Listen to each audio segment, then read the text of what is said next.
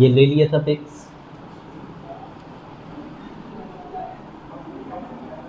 देखो ज़्यादा डीप में नहीं जाएंगे, बट इतना हम समझ लेंगे कि हमें एनजीओ समझ में आए।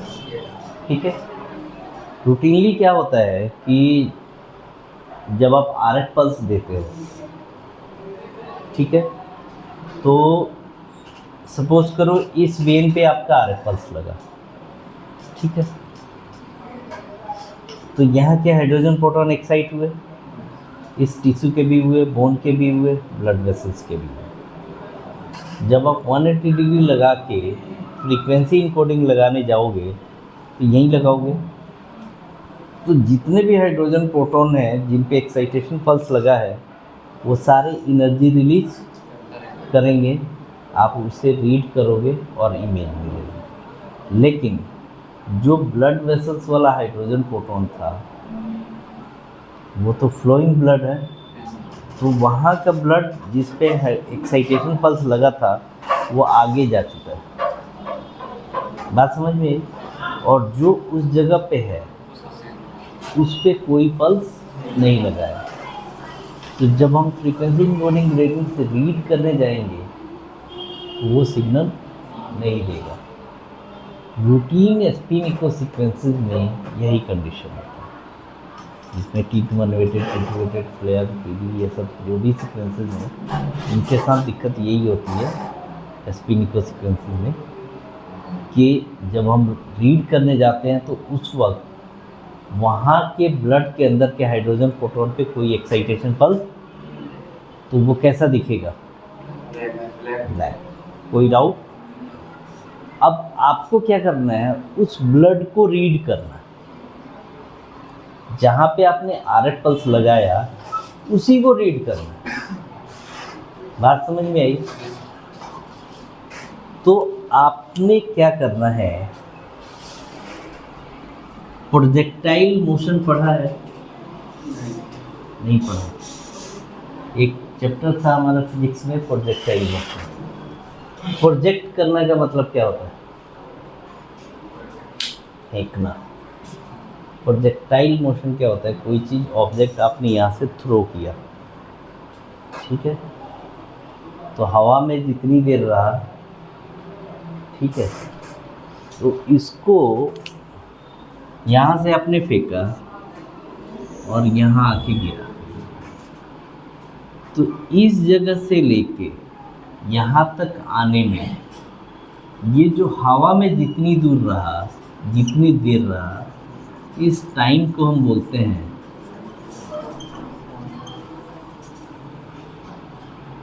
Time of flight. फ्लाई करने का टाइम। बात समझ में आई? ये जो रॉकेट लॉन्चर होता है, मिसाइल वगैरह जिससे हम ये करते हैं रॉकेट लॉन्चर, तो हम क्या देखते हैं कि कितने डिग्री के एंगल पे कितने वेलोसिटी से हम इसको प्रोजेक्ट करें कि ये 30 किलोमीटर के बाद एक पार्टिकुलर डिस्टेंस पे जाके गिरे, ठीक है, और ये कितनी देर हवा में रहेगा, टाइम ऑफ फ्लाइट इसकी कितनी रहेगी। यही है ना, रॉकेट के थ्रू, जैसे यहाँ से बैठे हम आज 30 किलोमीटर दूर जाके रॉकेट गिरे, तो इसके लिए हम क्या करेंगे, एक पार्टिकुलर एंगल देंगे और एक फिक्स वेलोसिटी देंगे कि उस वेलोसिटी से इतना डिस्टेंस ये ट्रेवल करे, ठीक है। इसी मोशन को हम बोलते हैं प्रोजेक्टाइल मोशन। ये लीनियर मोशन है, कर्वीलिनियर और भी मोशन। ये प्रोजेक्टाइल मोशन कौन सा हुआ, तो एक जगह से उड़ के दूसरी जगह, ठीक है, और जितनी देर ये हवा में रहेगा इस टाइम को हम बोलते हैं टाइम ऑफ फ्लाइट। क्लियर है? अब करते क्या है, यहाँ से आपने आरएफ पल्स दिया, ठीक है, ये ब्लड का जो फ्लो का टाइम है ये फिक्स है, ठीक है। आर्टेरियल फेज का अलग है, आर्टेरियल फेज का टाइम ऑफ फ्लाइट अलग है, वेनस फेज का टाइम ऑफ फ्लाइट अलग है। हम क्या करते हैं, आरएफ पल्स यहाँ लगाते हैं, लेकिन जितनी देर के बाद आपका फ्रीक्वेंसी इनकोडिंग ग्रेडियंट लग रहा है, उस टाइम में वो हाइड्रोजन फोटोन कहाँ पे होगा? बात समझ में आई? RF पल्स अपने यहाँ लगाया और जितने मिली सेकेंड के बाद आपका फ्रीक्वेंसी इनकोडिंग ग्रेडियंट लगा रहा है, उतनी देर में वो टाइम ऑफ फ्लाइट हो गया कि उतनी देर में ये हाइड्रोजन फोटोन कितना आगे गया होगा। एग्जैक्टली जितने डिस्टेंस पे होगा वहीं पे हम जाके फ्रीक्वेंसी इनकोडिंग ग्रेडियंट लगाते हैं। बात समझ में? तो हमें वही हाइड्रोजन फोटोन की एनर्जी मिलती है जो पहले एक्साइट हुआ। एक्साइटेशन पल्स आपने यहाँ लगाया, लेकिन रीड आप आगे कर रहे हो। टाइम ऑफ फ्लाइट को रीड कर, टाइम ऑफ फ्लाइट को रीड कर। तो ये टाइम ऑफ फ्लाइट हुआ कौन सा? जितनी देर के बाद आप फ्रीक्वेंसी इनकोडिंग लगा। क्लियर है? इस टाइम ऑफ फ्लाइट को शॉर्ट में हम बोलते हैं टॉप। ठीक है? And this is the technique of non contrast MR angiography. इसमें कंट्रास्ट देने की नीड है। क्यों? क्योंकि ब्लड में हाइड्रोजन प्रोटॉन बहुत ज़्यादा है, यस और नो, और रेस्ट ऑफ द टिश्यू पे तो RF पल्स लगा ही नहीं, तो ये अलग ही चमकता हुआ आपको बेहतरीन है ना? जिसने भी बनाया होगा, है ना? ये अच्छी टेक्निक है। बिना कंट्रास्ट दिए बिल्कुल चमकती हुई आर्टरी, बिल्कुल चमकती हुई वेन। इस टॉप के टेक्निक पे आप एंजियोग्राफी भी कर सकते हो, वेनोग्राफी भी कर सकते हो। ठीक है? दोनों का टाइम ऑफ फ्लाइट अलग अलग है। ठीक है? वेन का स्लो होता है, आर्टरी का फास्ट। क्लियर है? डन? तो हमारे पास सीक्वेंस क्या मिला? 3D sequence. क्यों रहेगा ये 3D सीक्वेंस? इसलिए रहेगा कि ये ओवरलैपिंग करेगी 50%। तो जब हम इसको रिफॉर्म करेंगे, वॉल्यूम रेंडरिंग में ओपन करेंगे, तो हमें बहुत बेटर वे में ये दिखाई देगा। अगर इसमें स्पेसिंग रहती तो क्या होता? बीच में से कट कट के दिखाई देता। ठीक है? तो सीक्वेंस का नाम है 3D टॉप। ठीक है? अब मैं आपको अपनी बात बता रहा हूँ, इधर उधर की बात छोड़ो। सीमेंस के एप्लीकेशन इंजीनियर आज से लगभग कितने साल हो गए? 18-19 साल पहले की बात बता। जोश तो पूरा था, आता है, सब कुछ आता है, और बहुत सारी डीप नॉलेज थी भी। मैं गया तो इंटरव्यू हुआ तो सारे क्वेश्चन बता दिए। मतलब कि एंजियोग्राफी करते हो? तो हाँ सर एंजियोग्राफी करते हैं, लेकिन नॉन कंट्रास्ट। तो अगर non contrast time of flight वाला, तो मतलब नहीं सर टॉप वाला। मतलब कि टाइम ऑफ फ्लाइट के बेस पे नहीं करते, तो नहीं सर टॉप पे करते हैं। ठीक है? अब मैं वापस आ गया, मेरे जो रेडियोलॉजिस्ट थे उन्होंने बोला कैसा इंटरव्यू गया? उन्होंने बढ़िया गया। क्या क्वेश्चन पूछा?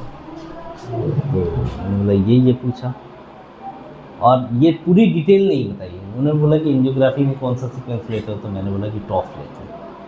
बोला सही है। मैं अपने हिसाब से एक भी क्वेश्चन का आंसर गलत नहीं दे के आया था। इस बात को समझो, तुम्हारे लिए भी बता रहा हूँ, सबके लिए बता रहा हूँ। मैं अपने हिसाब से कोई भी गलत नहीं, लेकिन ये कितनी बड़ी गलती थी आज रियलाइज हो रहा है। वो बिल्कुल भी उसके चेहरे पे कोई एक्सप्रेशन नहीं था। क्यों? क्योंकि मेरे जैसे बहुत सारे ऐसे बंदे जाते होंगे। मैं एक ही चीज़ को, वो बोल रहा है कि टाइम ऑफ फ्लाइट के बेस पे करते हो, मैं बोला नहीं, टॉप के बेस यानी मुझे पता ही नहीं था कि ये टॉफ का full form time of flight होता है, और इसकी टेक्निक क्यों इसको टाइम ऑफ फ्लाइट मैं आपको क्यों बता रहा हूँ, और आप लोग क्यों सेकेंड ईयर थर्ड ईयर में एमआरआई पे क्यों लग जा रहे हो। जहाँ जहाँ पे गड्ढे हैं ना, मैं उन गड्ढों को ही भर रहा हूँ। जो भी आप कर रहे हो, मैं सिर्फ गड्ढे ही भर रहा हूँ, लिटरली, मतलब मैं अपने लैंग्वेज में मैं सिर्फ गड्ढे भर रहा हूँ। जहाँ जहाँ पे फंसा है, जो स्मूथ है उसको मैं टच ही नहीं करता। मैं वही चीज़ बताता हूँ जो बताने की ज़रूरत है। तो लोगों को लगता है इतने शॉर्ट टाइम में पूरा CTMRI पे इतना कमांड कैसे हो गया। भाई आपको सब कुछ थोड़ी बताना है, जो नहीं जानते हो वही बताना है, और जो आप नहीं जानते हो वो मुझे पता है, क्योंकि मैं भी नहीं जानता था। बात में दैट इज़ वाई, मतलब बच्चे यहाँ पे सक्सेस हैं, फालतू फालतू जलालतू वाली चीज़ नहीं है, ठीक है। वो कम्युनिकेशन स्किल ये वो मैं बोल देता हूँ, कम्युनिकेशन के लिए तुम अलग से इंग्लिश की क्लासेस लो। यहाँ पे तुमको कम्युनिकेशन स्किल पढ़ाया जाएगा और तो 3 साल के बदले 4 साल लग जाएंगे, ठीक है। तुम इवनिंग में क्लासेस अलग से लो, उसकी चीज़ें अलग। तो क्वेश्चन, ये बात समझ में आई। मैंने आपको एग्जांपल इसलिए शेयर किया कि जस्ट समझो। मैंने तो समझा कि हाँ टॉप आंसर दे दिया मैंने। वो बोला था टाइम ऑफ फ्लाइट के बेस पे करते हो, मैंने सुना ही नहीं था कि time of flight. Time of flight मैंने पढ़ा था प्रोजेक्टाइल मोशन में, फिजिक्स में, लेकिन ये नहीं पता था कि ये टाइम ऑफ फ्लाइट के बेस पे है।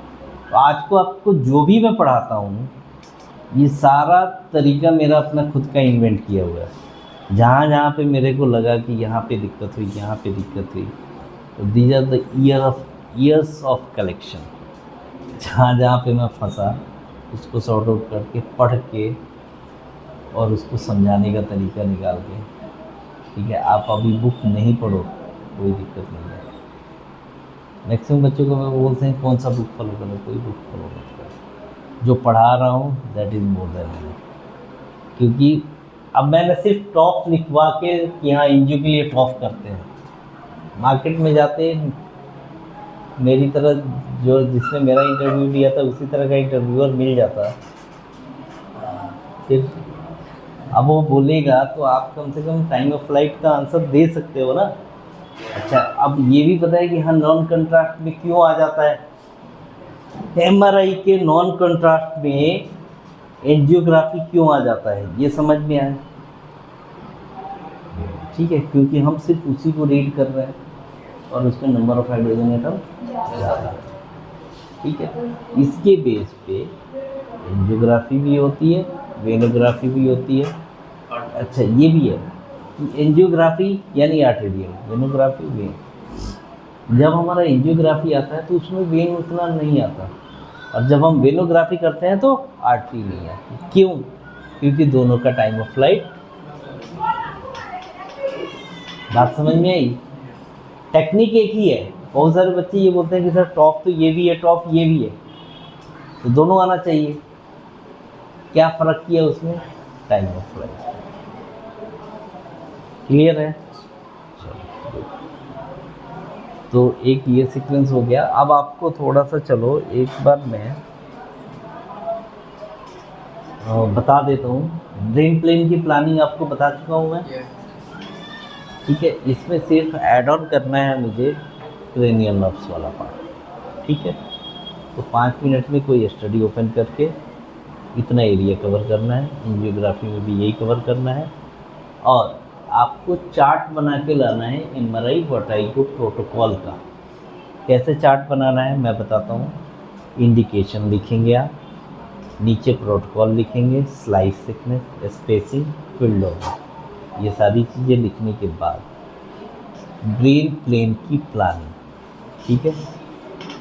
एक्सियल पे कैसे प्लानिंग होगी, एक्सियल की प्लानिंग सेज और कोर पे कैसे होगी, सेज की प्लानिंग एक्सियल और कॉर्नल पे कैसे होगी।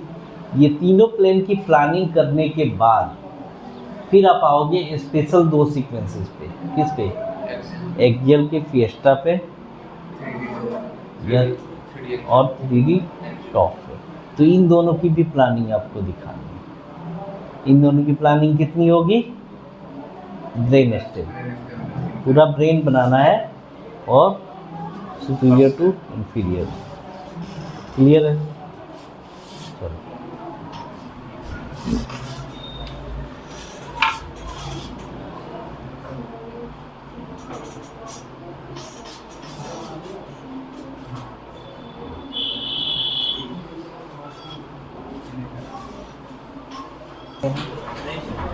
ठीक है।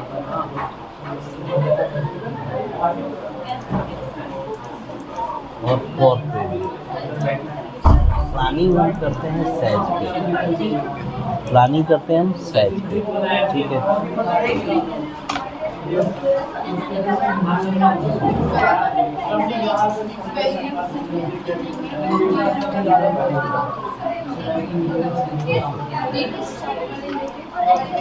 ये बेस ऑफ स्कल से जहाँ से हमारा मेडुला स्टार्ट हो रहा है वहाँ से और वर्टेक्स, ये देखो बोन कवर करना जरूरी नहीं है, बोन की नीड नहीं है, स्कल की नीड नहीं है, हमें सिर्फ ब्रेन वाला एरिया चाहिए। हाँ ठीक है। और इसमें ये ध्यान रखें कि ये मेडुला हमारा पूरा कवर होना चाहिए और ये सेरेबेलम कटना नहीं चाहिए। बहुत सारे बच्चे प्लानिंग करते हैं ना तो ये इधर से कट जाता है। ठीक है।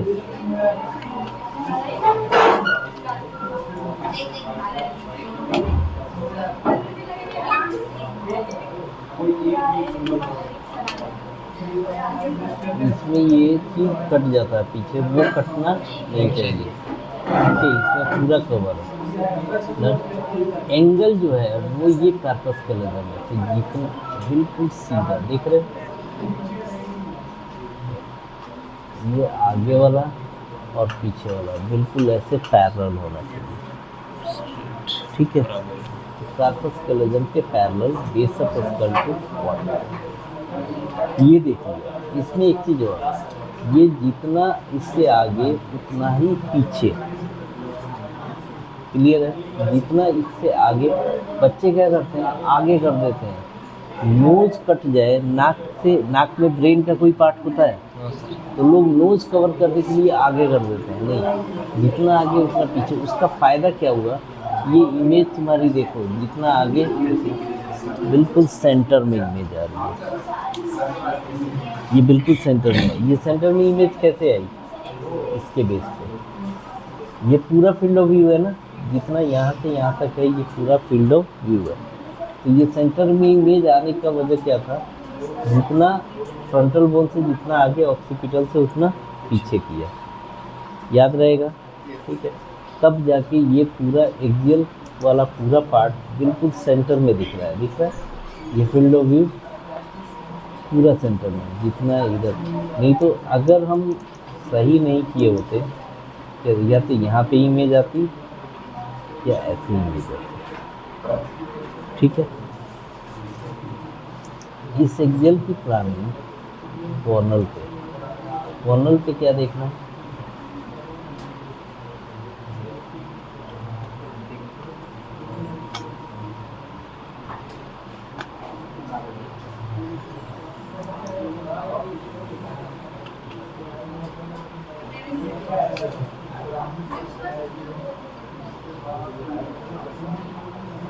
एक्सर स्पेस 3।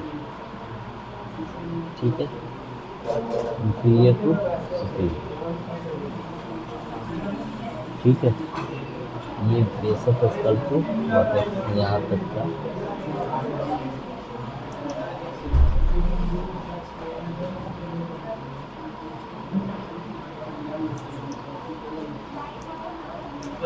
इसमें क्या देखना है, ये जो फाक्स सेरेब्री है इस लॉन्ग एक्सिस के परपेंडिकुलर, ये जो फाक्स सेरेब्री है इसके परपेंडिकुलर हमें कट करना। ये एक्सियल की प्लानिंग हुई। अगर आप सहज की प्लानिंग करोगे तो राइट टू लेफ्ट। इससे कैसे करेंगे सर? इसको ये सीरीज नंबर डालेंगे तो हमें प्लानिंग आ जाएगी। ठीक है। प्लानिंग की फ़ोटो ले लो, ये बिल्कुल आइडियल प्लानिंग है। ठीक है।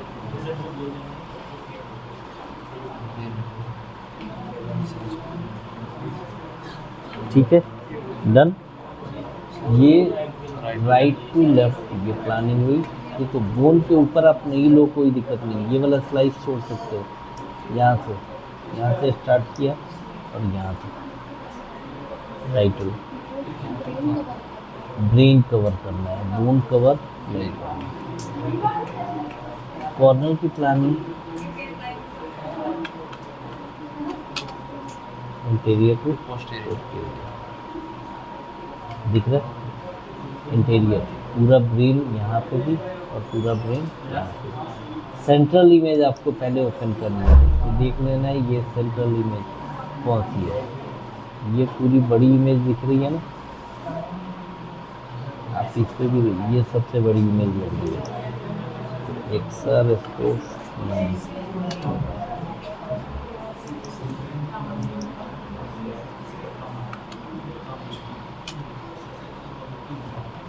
क्लियर है। Interior to posterior done. Planning clear है।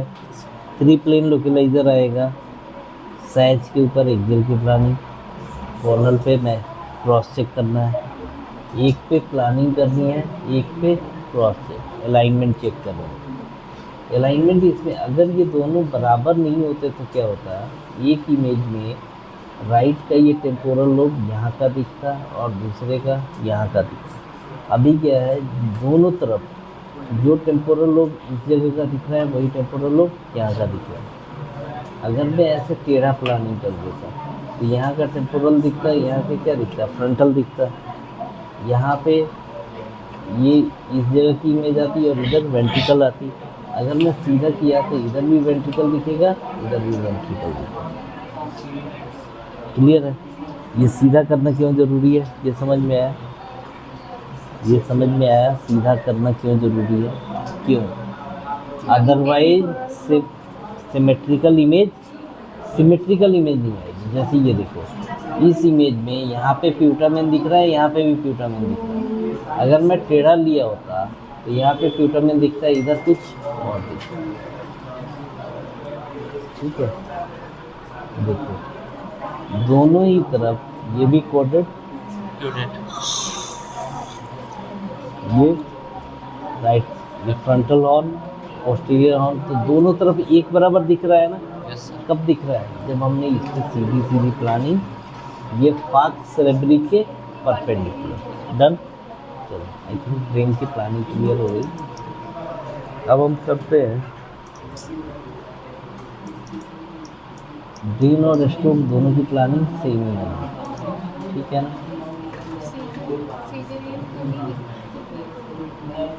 क्या वो नहीं देखा? चलो अभी बताइए को क्लियर कर लेते हैं, कल अपलोड।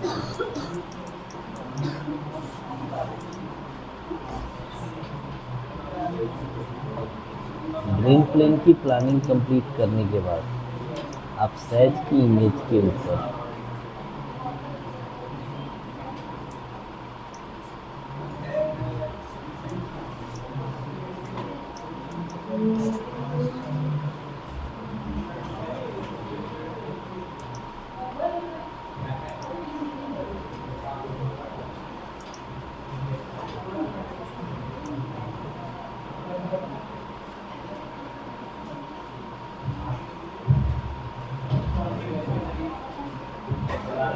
दिख रहा है क्या किया हमने?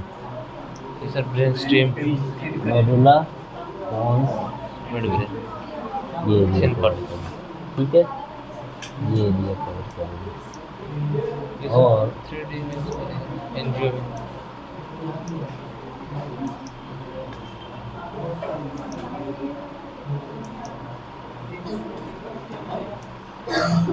इतनी ही एरिया की एंजियोग्राफी है। Medulla, pons, pons, mid brain. ठीक है।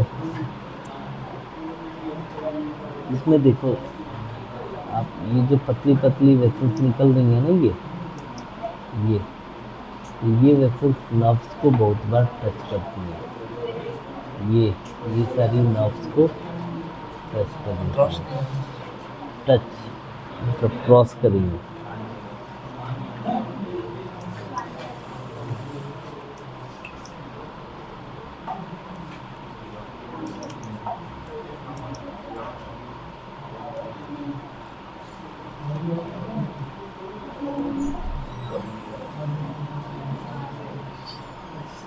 ये देखो जैसे इधर की ये कौन सा ओकुलोमोटर, ये ओकुलोमोटर तो ये क्या करता है आर्टरी, दिख रहा है, जी सर। इस आर्टरी से ये क्रॉस कर रहा है, ये आर्टरी इसको टच कर रही है, ये वेस्कुलर लूप एनोमलीज है। ऐसे ही आप नीचे की तरफ आओगे, सीपी ये देखो बहुत सारी ये पतली पतली वेसल्स है, ये है, ये है, ये देखो, ठीक है। तो ये ब्लड वेसल्स भी हैं और ये भी है, नर्व्स भी है, क्लियर, दोनों सेम ही एक ही जैसे दिख रहे हैं ना, ट्राइजियम ये भी नर्व्स, मोटी ये फेशियल और वेस्टिबुलो कोक्लियर, ये दोनों से एक साथ है ना, फेशियल और वेस्टिबुलो कोक्लियर।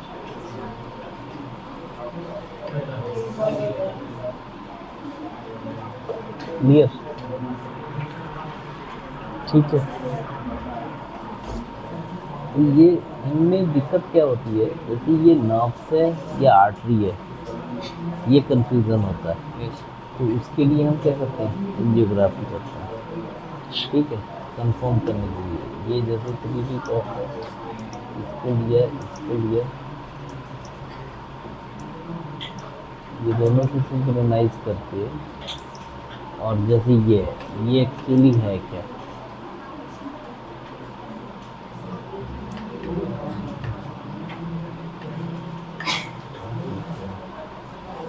तो इसमें जो बिल्कुल भी नहीं दिख रहा है वो क्या है, नर्व्स है, लेकिन थोड़ा बहुत जो दिख रहा है, जैसे ये यहाँ से निकल के ये दिख रहा है, ब्लैक से नीचे डन। ये आपकी वोटाइगो प्रोटोकॉल, वोटाइगो प्रोटोकॉल वाली प्लानिंग की टिप्स ले लो।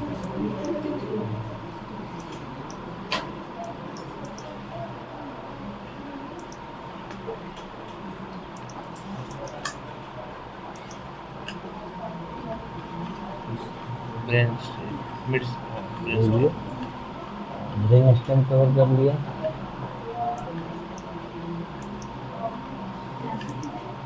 रीडिंग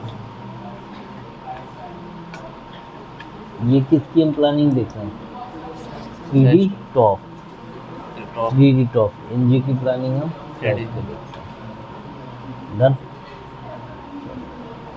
अब हम बात करते हैं स्ट्रोक स्ट्रोक का, तो सेम ही रहेगा प्लानिंग, ठीक है। स्ट्रोक में एक चीज आपको बता दूं, देखो ये जो चीज जो चमक रही है, ये आर्टिफैक्ट है, इसको हम बोलते हैं T2 shine through artifact, T2 shine through artifact. ये चीज अगर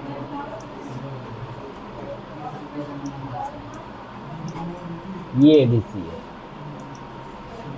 तो जो चीज इसमें ब्राइट दिख रहा है, अगर वो यहाँ पे ब्लैक हो जाए,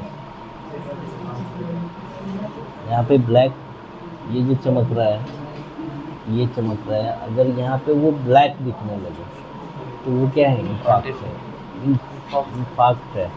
अगर इस पे ब्लैक दिखे तो इन्फाक्ट है, और अगर इस पे वैसा ही दिख रहा है, कोई चेंजेस नहीं आ रहे हैं, तो फिर क्या है वो आर्टिफैक्ट। जो चीज़ इस पे ब्राइट दिख रहा है, एडीसी पे ब्लैक होना चाहिए तो ही इन्फाक्ट है, नहीं तो इन्फाक्ट नहीं है। क्लियर है। इसकी प्लानिंग के लिए मैं ये बोल रहा था कि थोड़ा बहुत हम डिफ्यूजन की प्लानिंग चेंज कर सकते हैं। ध्यान से सुनो क्या बता रहा हूँ, डिफ्यूजन की प्लानिंग थोड़ी बहुत हम चेंज कर सकते हैं। रीजन क्या है, देखो ये जो पार्ट है, इस जगह की बात नहीं, इस लेवल पे, इधर आगे कुछ है, ब्रेन तो इधर है, तो आइडियली एंगल इस केस में ऐसा होना चाहिए। टीटूवेटेड में क्या है, इधर भी इमेज आ रहा है, तो साइनसेस के बारे में पता चल रहा है, मसल के बारे में पता चल रहा है। इसमें इसका कोई फायदा है?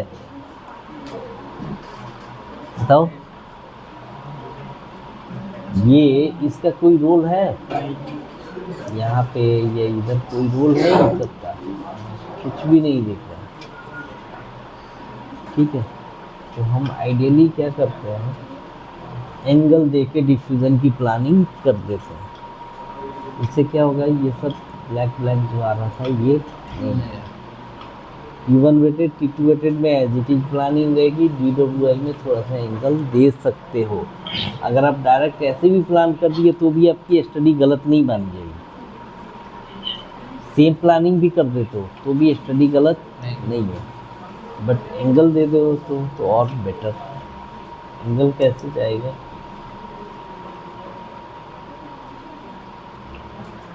ये पीछे ये और आगे ये।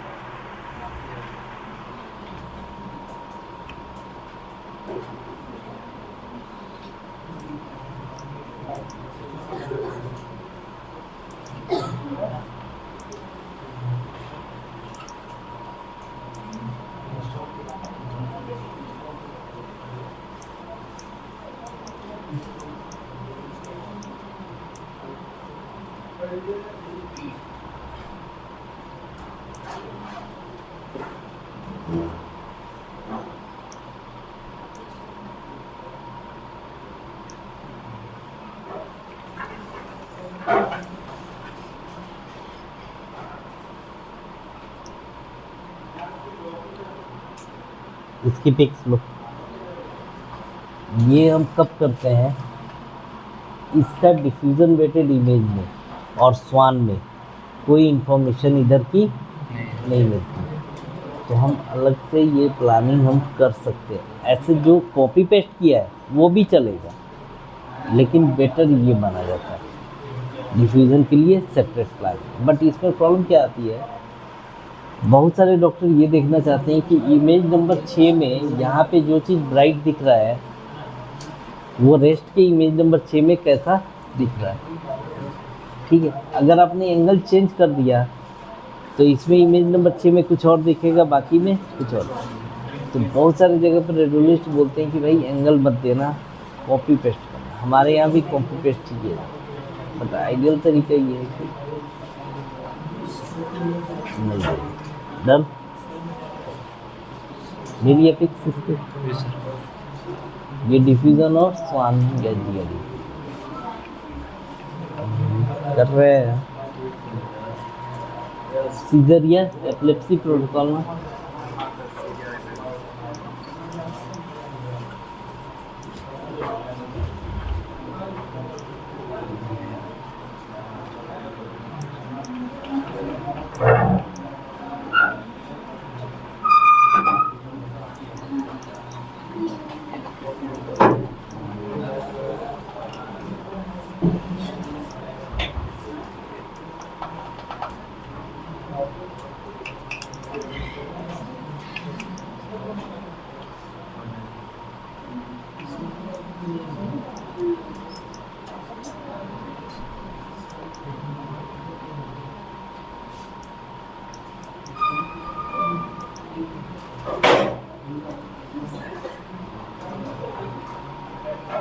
हमें किसके पैरेलल किसके परपेंडिकुलर चाहिए?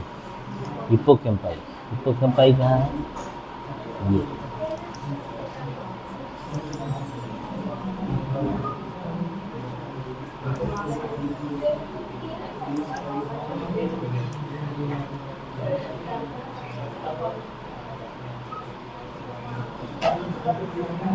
ये हिप्पोकैम्पाई है। हिप्पोकैम्पाई से 5 स्लाइस आगे और हिप्पोकैम्पाई से 5 स्लाइस पीछे। लेकिन अगर बच्चा है, जैसे ये 5 इयर्स का बेबी है, तो इसका पूरा फ्रंटल टू एंटीरियर पूरा कवर करना है। बच्चे में आगे से पीछे पूरा कवर करना है। बाकी इसके बारे में थोड़ी सी थियरी है, वो मैं और बता दूँ। ये कॉर्नल T1 SPGR, दूसरा है कॉर्नल T2 फ्लेयर।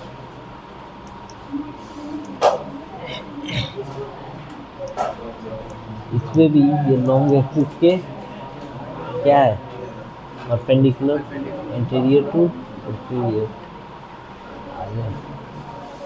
अब इसमें एक दो स्लाइस यहीं से आप ले सकते हैं। टेम्पोरल बोन जहाँ पे एंड हो रहा है उससे एक दो स्लाइस आगे और एक दो स्लाइस पीछे। चल आगे रहने दो इसमें।